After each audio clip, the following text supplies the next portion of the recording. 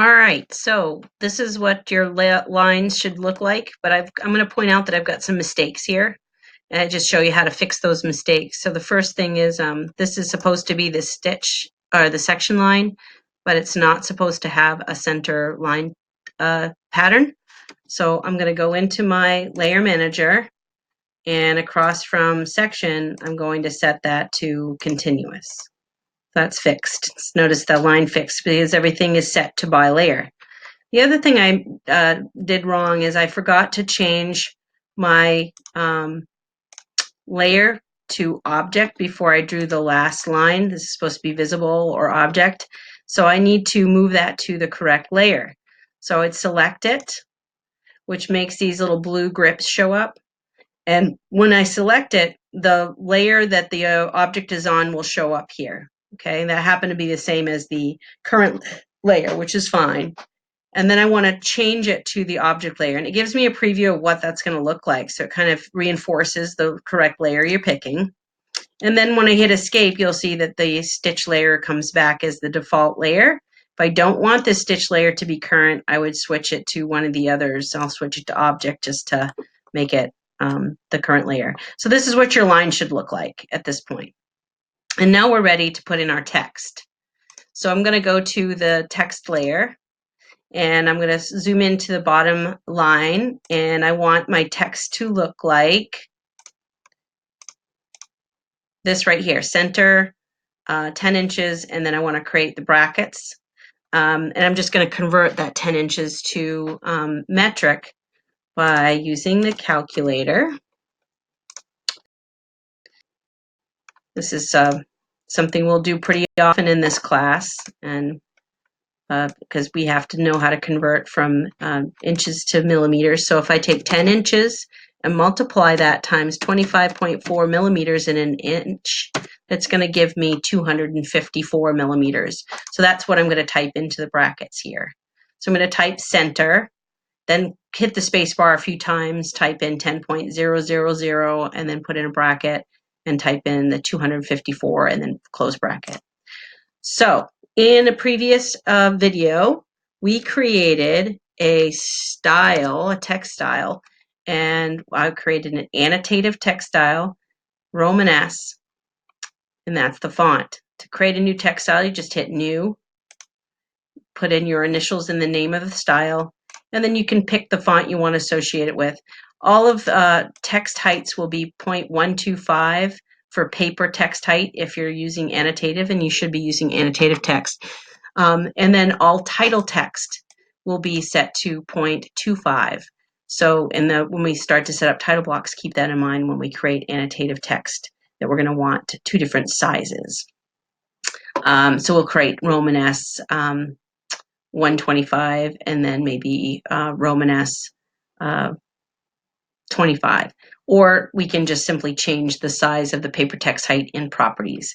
We'll get to that later on in some future classes, but you just needed to make sure you created a text style. So if you haven't gone back and looked at those videos, the how to set up a drawing, you want to do that. I encourage you to go through and watch all the videos.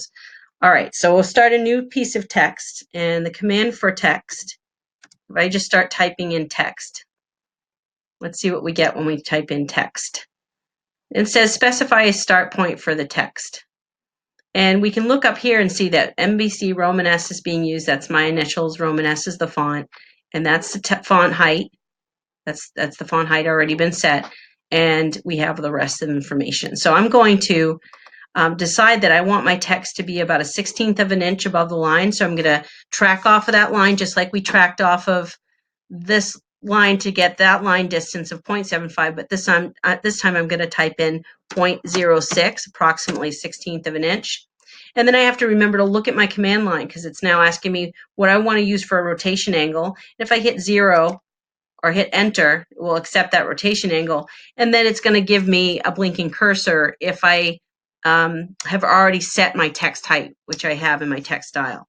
So I will type in center, and then I'm going to hit the space bar 1, 2, 3, 4, 5, 6, 7, 8, 9, 10 times, let's say, and put in 10.000, 1, 2, 2 times, and then put in the bracket 254 we figured out is how many millimeters that is.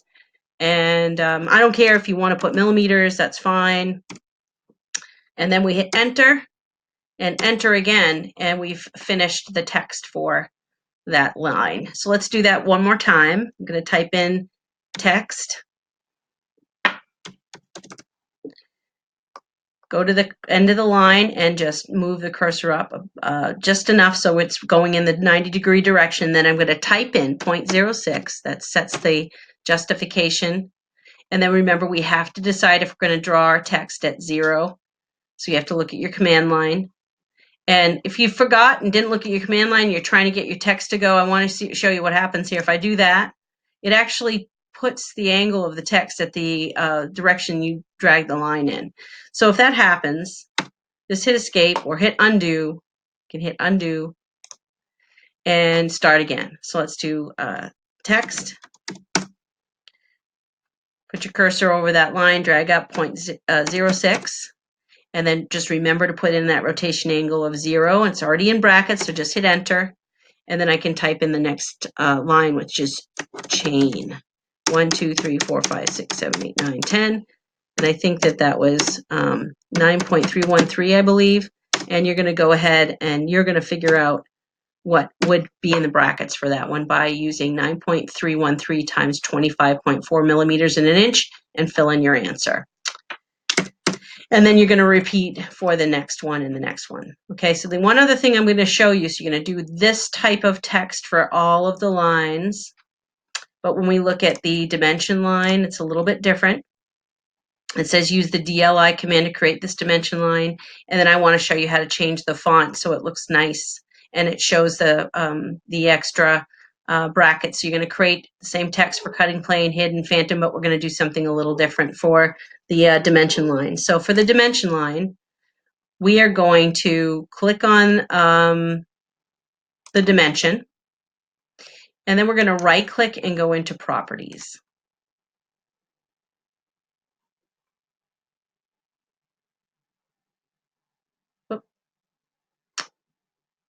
There we go. Just going to expand this so it gets a lot bigger so you can read it a lot better. Okay, so we want to change the font. So let's look at these header information under properties. We have just this dimension selected. And we have a text header. That makes a lot of sense. What should the text height be? It should be 0.125. Enter.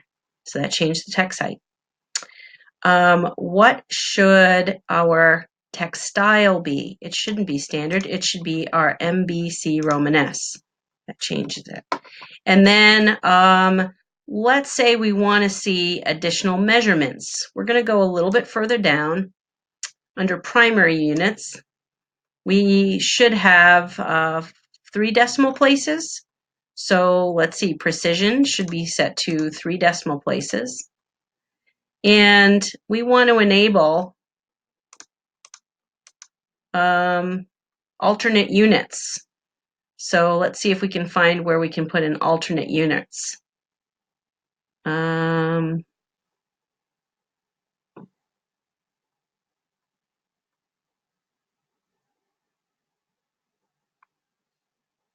Right there, on. There we go, and we got our answer in brackets. So alternate units enabled, set to on, and now we have the same settings as our example drawing. And we've got our information identical. This is going to 4 decimal places, but now you know how to change them to 4, 3, 2 by just selecting and maybe trying out properties. So try these things out on other things like text. The next piece of text here that you write, it's supposed to be 3 decimal places, but the next one is hidden, is supposed to just be 2 decimal places. So see what happens when you click on your text. I think if you click on your text, you can go in and you can change the number of decimal places here in properties as well, or you could just double click on the text. Let's close properties. You double click on the text and it makes it active again. So I can start typing in new information, okay? So that's what you're gonna do is you're gonna fill out the rest of this so that your drawing when it's complete will look like the finished page here and have all of the text written above it. Okay?